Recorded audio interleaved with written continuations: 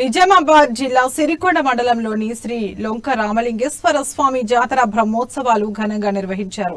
RTC chairman rural MLA Bajireddy Govardhan, Olympic ఉపాధ్యక్షులు Darpalli ZPTC Bajireddy Jagan సోదరుడు స్వామివార్లకు పట్టు వస్త్రాలు సమర్పించారు.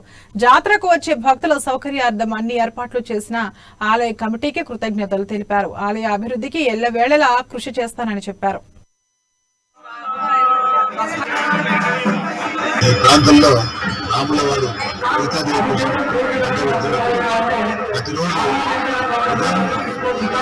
తర్వాత చాలా మంది వస్తూ ఉంటారు.